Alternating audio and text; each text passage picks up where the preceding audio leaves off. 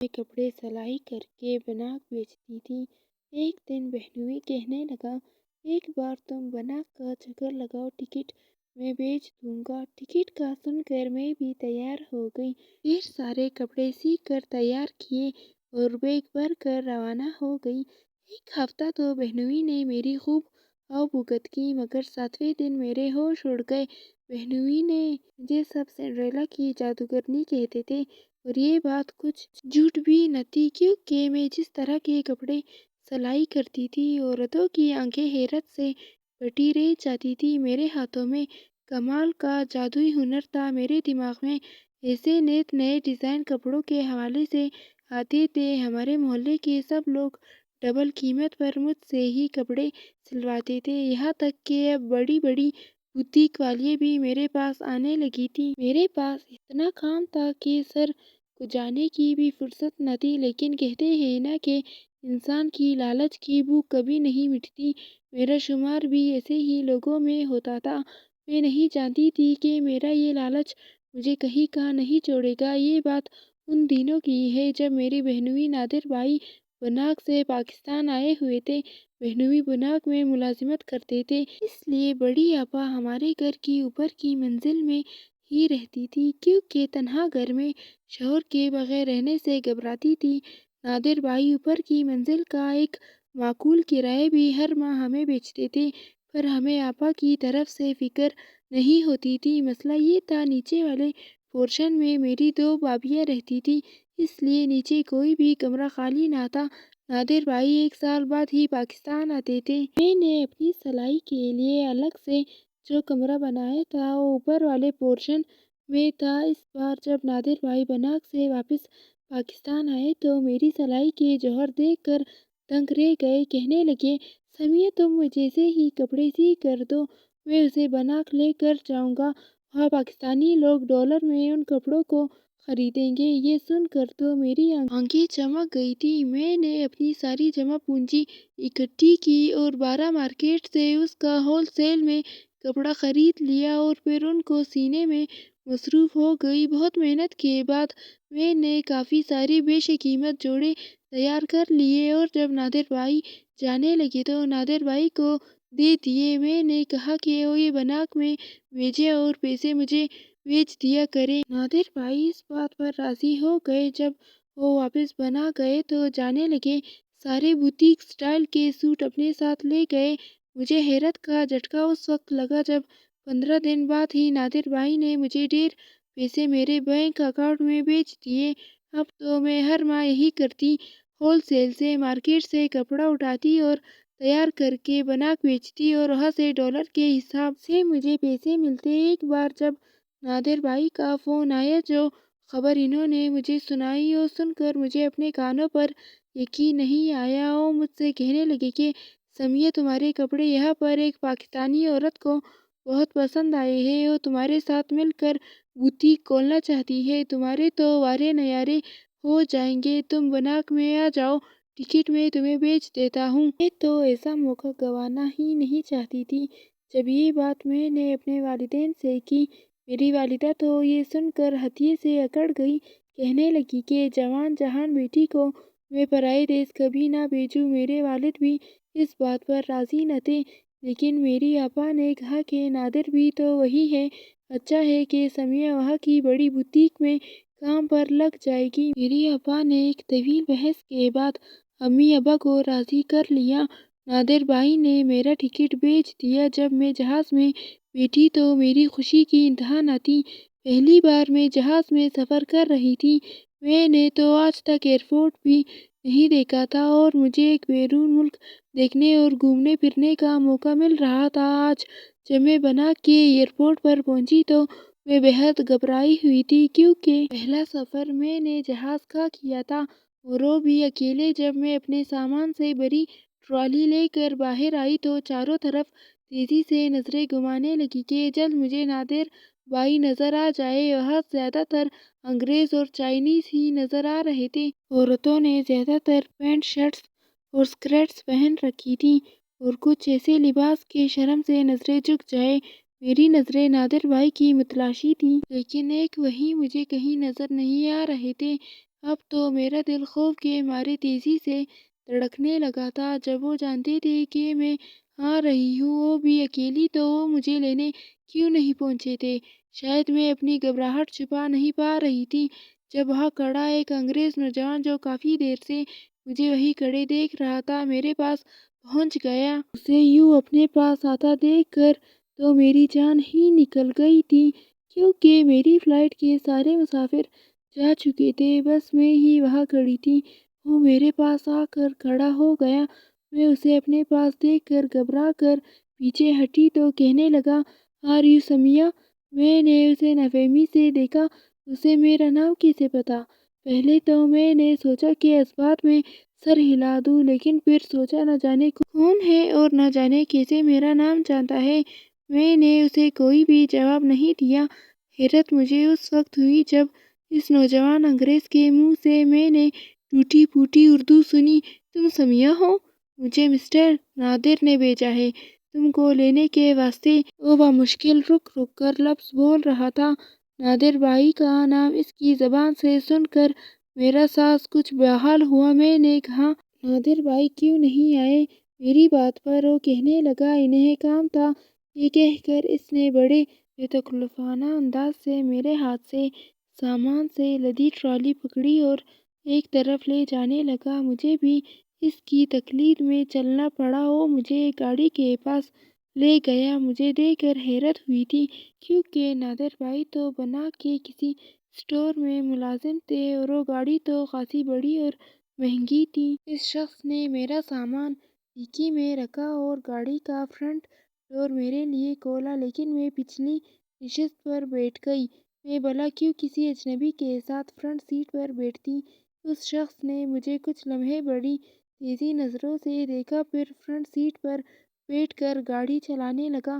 وہ شخص گاہے بگاہے اگلے شیشے سے میرا ہی جائزہ لے رہا تھا۔ جب بھی گاڑی سگنل پر رکتی، وہ شیشے میں مجھے دیکھنے لگتا۔ میرا دل اندر سے بہت ڈرا ہوا تھا۔ میں بار بار ٹشو سے اپنے پسینے پونچھ رہی تھی۔ میں نے سوچ لیا تھا کہ گھر پہنچتے ہی نادر بھائی سے اس شخص کی شکایت لگاؤں گی۔ دوسرا حیرت کا جھٹکا مجھے اس وقت لگا جب گاڑی ایک شاندار بلڈنگ کے سامنے رکی۔ اس بلڈنگ کے 25-30 فلور دیکھ کر تو میرا سر چکرا گیا تھا۔ اسی شخص کے ہمراہ اندر داخل ہوئی اور پھر لفٹ میں بیٹھ کر ایک فلیٹ تک پہنچی۔ جتنی شاندار وہ بلڈنگ باہر سے تھی، اس کی کئی گنا زیادہ انداز سے تھی۔ اس نے ایک ڈور بیل دی تو دروازہ نادر بھائی نے ہی کھولا تھا۔ انہیں دیکھتے ہی میں پرسکون ہو گئی۔ وہ مجھے مسکرا کر دیکھ رہے تھے۔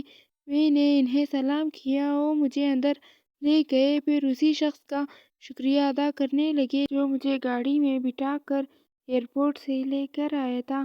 اس نے میرا سامان پکڑ کر اندر رکھا اور خود بھی اندر آ کر فلیٹ کا دروازہ بند کر دیا۔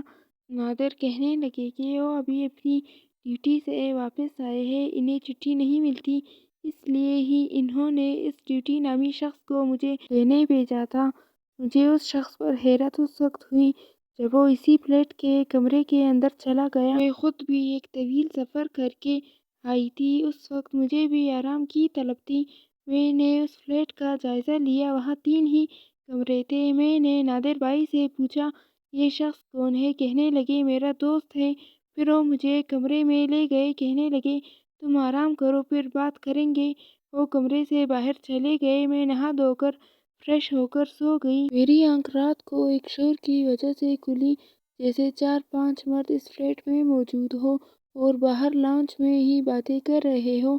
میں نے جب گھڑی کی طرف دیکھا تو جھٹکے سے اٹھ بیٹھی۔ رات کے 12 بج رہے تھے۔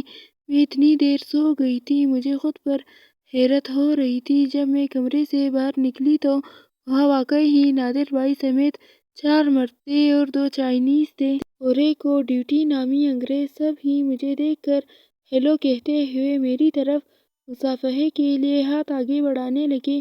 میں ایسے ماحول سے نہیں آئی تھی کہ جہاں یوں دوستانہ انداز سے مردوں سے ہاتھ ملایا جاتا، اس لیے میں 2 قدم پیچھے ہٹ گئی۔ نادر بھائی نے ان سے کہا کہ یہ لڑکی شرمیلی ہے۔ وہ مجھے دیکھ کر مسکرانے لگے۔ سامنے رکھے ٹیبل پر پیزے کے ڈبے اور شیشے کے گلاسوں میں کوک رکھی تھی اور لوگ شاید کھانا کھا رہے تھے۔ بھوک تو میری بھی چمک اٹھی تھی۔ وہ سب واپس صوفے پر بیٹھ کر پیزے کھانے لگے۔ مجھے حیرت ہوئی جب نادر بھائی نے مجھے وہیں بیٹھنے کے لیے کہا اور میں بھی پیزا کھا لوں۔ چلو تو غیر ملکی اور غیر مذہب کے ماننے والے تھے، لیکن نادر بھائی تو میرے اپنے تھے۔ کیسے مجھے ان اجنبیوں کے ساتھ بیٹھ کر کھانے کا کہہ سکتے تھے؟ میں نے کہا مجھے بھوک نہیں ہے اور میں اپنے کمرے میں آ گئی۔ کچھ دیر بعد نادر بھائی پیزے کے سلائس اور ایک گلاس میں کوک لے کر اندر آ گئے۔ کہنے لگے یہاں کا ماحول ایڈوانس ہے، تم اگر یوں شرماؤ گی تو کام کیسے کرو گی؟ یہاں کی لڑکیاں بہت ایڈوانس ہوتی ہیں۔ انہوں نے وہ پیزا میرے سامنے رکھ دیا۔ پھر جو خبر انہوں نے مجھے سنائی، میں ان کی حیرت سے شکل دیکھتی رہ گئی تھی۔ کہنے لگے یہ سب لڑکے اسی فلیٹ میں رہتے ہیں کیونکہ نادر بھائی اکیلے اتنے بڑے فلیٹ کا کرایہ نہیں دے سکتے۔ ان کی بات اپنی جگہ ٹھیک تھی، لیکن میں کیسے غیر مردوں کی موجودگی میں یہاں رہ سکتی تھی؟ میری پریشانی دیکھتے ہوئے وہ کہنے لگے بس چند دن کی بات ہے، تم یہاں گزارا کر لو، پھر تمہیں اسی عورت کے ساتھ رہنا ہے جس کے ساتھ تم نے بوتیک کھولنی ہے، اور وہاں سب لڑکیاں ہی ہوتی ہیں۔ بس چند دن بعد ہی وہ مجھے اس عورت کے پاس چھوڑ آئیں گے۔ میں نے سوچا جب ساری بات اس عورت سے طے ہو چکی ہے تو مجھے چند دن یہاں رکھنے کا کیا جواز؟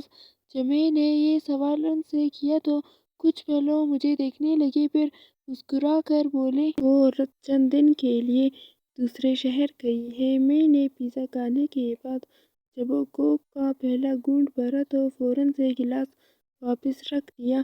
اس کا ذائقہ کوک جیسا بالکل نہیں تھا، عجیب کچھ کڑوا سا تھا۔ میں نے کہا نادر بھائی یہ کیسی کوک ہے؟ میری بات پر وہ ہنسنے لگے، کہنے لگے یہاں ایسی ہی ملتی ہے، تم یہ پیو ورنہ پیزا ہضم نہیں ہوگا۔ یہ کہہ کر انہوں نے وہ گلاس مجھے تھما دیا۔ میں نے بمشکل ہی اس گلاس کو خالی کیا تھا۔ مجھے وہ مشروب بالکل بھی اچھا نہیں لگا تھا، لیکن بات وہی تھی کہ جو پیزا میں نے کھایا تھا وہ واقعی بہت ہی ہیوی تھا۔ شاید میں بہت زیادہ ہی تھک چکی تھی، اس لیے مجھے دوبارہ سے نیند آنے لگی تھی۔ نادر بھائی مجھ سے آپا کے بارے میں اور گھر والوں کے بارے میں پوچھنے لگے، لیکن میں ان سے زیادہ دیر بات ہی نہیں کر پا رہی تھی۔ میری آنکھوں میں تو نیند کسی نشے کی طرح سے اترنے لگی تھی۔ میں اپنی اس نیند پر قابو نہیں کر پا رہی تھی۔ میں وہیں بیڈ پر لیٹ کر سو گئی۔ مجھے ایسی گہری نیند آئی کہ پھر صبح ہی میری آنکھ کھلی تھی، لیکن نہ جانے کیوں مجھے اپنا آپ کچھ الگ سا لگ رہا تھا، جیسے میں بے حد تھکن سے چور ہو چکی ہوں۔ مجھے اپنے وجود میں نگاہت سی محسوس ہو رہی تھی۔ میرا سر اب بھی نیند سے چکرا رہا تھا، پھر بھی میں اپنا چکراتا سر پکڑ کر اٹھ کر بیٹھ گئی۔ مجھے اپنی کیفیت سمجھ نہیں آ رہی تھی۔ کچھ دیر بعد جب میرے ہوش کچھ اجاگر ہوئے تو اپنے کھلے بال دیکھ کر مجھے حیرت ہوئی تھی۔ میں تو اپنے بال بند کر سوئی تھی۔ دوسری حیرت مجھے اپنے بیڈ کی بکھری حالت کو دیکھ کر ہوئی۔ ایسا لگ رہا تھا جیسے میرے برابر بھی کوئی سویا ہو۔ یہ سب دیکھ کر میرے اندر ایک بے چینی سی محسوس ہونے لگی۔ کچھ سمجھ نہیں آ رہا تھا کہ کیا ہوا ہے اور کیا ہو رہا ہے۔ میری آنکھوں میں اب بھی نیند کی گونگتی تھی۔ میں نے شاور لیا تاکہ اپنی نیند کو کچھ بھگا سکوں۔ جب میں کمرے سے باہر نکلی تو فلیٹ خالی تھا، شاید سب لوگ اپنی نوکریوں پر جا چکے تھے۔ میں نے بھی شکر کیا۔ میں نے فریج کھولی اور دودھ کی بوتل نکالی۔ کچن میں جا کر اپنا ناشتہ بنایا اور ناشتہ کرنے کے بعد مجھے اپنے اندر کچھ توانائی سی محسوس ہوئی۔ کچھ دیر ادھر ادھر گھوم کر فلیٹ کا جائزہ لیا اور پھر بیٹھ کر ٹی وی دیکھنے لگی۔ مجھے شام کو حیرت ہوئی جب نادر بھائی کے ساتھ وہ ڈیو تو آیا تھا، لیکن وہ انہیں ساتھ نہ تھے، نئے دو لڑکے تھے۔ میں دروازہ کھول کر اپنے کمرے میں چلی گئی۔ نادر بھائی آج پھر برگر بازار سے ہی لائے تھے، ساتھ وہی کوک۔ میں نے کہا آپ کیوں روزانہ اتنا خرچہ کر رہے ہیں؟ مجھے دال سبزی لا دے، کھانا میں گھر پر ہی بنا لیا کروں گی۔ لیکن وہ مسکرانے لگے، کہنے لگے چند دن کی مہمان ہو تم، پھر تو اس میڈم کے پاس چلی جاؤ گی، کوئی فرق نہیں پڑتا۔ میں نے برگر تو کھا لیا لیکن وہ مشروب نہیں پیا تھا، مجھے وہ پسند ہی نہیں تھا۔ نادر بھائی نہ جانے کیوں مجھے وہ مشروب پینے پر اصرار کرنے لگے، کہنے لگا یہ انرجی ڈرنک ہے، بنا کی اسپیشل ڈرنک ہے، میں خاص تمہارے لیے لایا ہوں، تم انکار کیوں کر رہی ہو؟ میں نے کہا کہ مجھے اس کا ذائقہ نہیں پسند، اس کو پیتے ہی مجھے نشہ ہونے لگتا ہے۔ وہ کہنے لگے اسے نیند اچھی آ جاتی ہے، چلو اب نخرے مت کرو اور یہ پی لو۔ انہوں نے گلاس پکڑ کر زبردستی میرے منہ پر لگا دیا، میں نہ چاہتے ہوئے بھی اسے پی چکی تھی۔ پھر سے وہی ہوا تھا، اسے پیتے ہی مجھ پر گونگی طاری ہونے لگی۔ صبح پھر سے میرا سر چکرا رہا تھا، مجھے اپنی کیفیت سمجھ نہیں آ رہی تھی۔ آج تو میں نے ناشتے کے بعد پین کلر بھی کھائی تھی، آج وہ ڈیو دوپہر کو ہی گھر آ گیا تھا۔ میں نے دروازہ کھولا تو ایک کھانے کا باکس میری طرف بڑھا دیا، کہنے لگا تمہارے لیے۔ میں نے وہ باکس اس سے لیا اور کچن میں رکھ دیا۔ مجھے بھوک نہیں تھی، میں اپنے کمرے میں جانے لگی، کیونکہ جب نادر بھائی کے ساتھ سب نوجوان آئے تھے تو میں سامنے نہیں جاتی تھی، اس لیے میں نے یہی سوچا کہ اپنے کمرے میں چلی جاؤں، لیکن اس نے میرا ہاتھ پکڑ لیا۔ میں نے کہا یہ کیا بدتمیزی ہے، چھوڑو میرا ہاتھ۔ وہ کہنے لگا تم بہت خوبصورت ہو، جب سے میں نے تمہارے ساتھ وقت گزارا ہے مجھے تم اور بھی اچھی لگنے لگی ہو۔ یہ بات سن کر تو میرے ہوش ہی اڑ گئے تھے۔ میں نے غصے سے کہا یہ کیا بکواس کر رہے ہو؟ وہ کہنے لگا تمہارا بہنوئی روز تمہیں نشاور شراب پلا کر تمہارے حوالے کر دیتا ہے، روز 2 یا 3 گاہک تمہارے کمرے میں جاتے ہیں اور اس کے وہ ہزاروں ڈالر کماتا ہے اور بہت جلد تمہیں بیچنے والا ہے جہاں تم سے یہی سب کروایا جائے گا۔ اس کی باتیں سن کر میرا سر چکرانے لگا، مجھے اپنے وجود سے گھن آنے لگی تھی۔ کیسا بدبخت شخص تھا میرا بہنوئی، اس نے اپنی بہن جیسی سالی کے ساتھ کیا سلوک کیا تھا۔ میں رونے لگی۔ انگریز کہنے لگا اب کیوں رو رہی ہو، اتنی ہی اپنی عزت پیاری تھی تو یہاں کیوں آئی تھی؟ تم یہاں پیسے ہی تو کمانے آئی ہو تو پھر کماؤ پیسے۔ کہنے لگا میڈم جی یہ بناک ہے، یہاں پر ایسے ہی پیسے کمایا جاتا ہے۔ میرا سر بری طرح چکرانے لگا تھا، میں انجانے میں کیسے گناہ کر رہی تھی، لیکن وقت ابھی بھی گزرا نہیں تھا۔ ڈیو تو اپنے کمرے میں چلا گیا، میں جلدی سے اپنے کمرے میں آئی اور اپنا پاسپورٹ اور ضروری کاغذات لیے، کچھ پیسے بھی میرے پاس موجود تھے، میں نے وہ بھی لیے اور اس فلیٹ سے باہر نکل گئی۔ وہاں سے میں نے ایک ٹیکسی کی اور سیدھا پولیس اسٹیشن پہنچ گئی۔ وہاں جا کر ساری بات آفیسرز کو بتا دی۔ خوش قسمتی سے وہاں پر ایک پاکستانی بھی موجود تھا، جس کی وجہ سے مجھے بہت کچھ ان کو سمجھانے میں آسانی ہو گئی۔ انہوں نے بروقت کارروائی کی اور میرے بہنوئی کو بھی گرفتار کر لیا، مجھے واپس پاکستان بھی بھیج دیا۔ واپس آ کر میں نے روتے ہوئے ساری سچائی بتائی۔ میری ابا تو سن کر ہی دنگ رہ گئی تھی۔ میری ابا بہت سیدھی سادی عورت تھی جو آج تک اس شیطان شخص کو جان ہی نہ پائی تھی۔ میرے والدین بھی میری وجہ سے بہت پریشان ہوئے تھے، لیکن میرے گناہ کو پردے میں ہی رکھا۔ نادر بھائی سے ابا کی طلاق دلوا دی گئی، بہت جلد میرا رشتہ بھی طے کر دیا۔ اللہ نے میری عزت رکھ لی تھی، کیونکہ میں گناہ گار نہ تھی۔ جو کچھ میرے ساتھ ہوا انجانے میں ہوا اور جیسے ہی مجھے علم ہوا میں نے موقع پا کر خود کو بچا لیا تھا، خود کو گناہ کے حوالے نہیں کیا تھا۔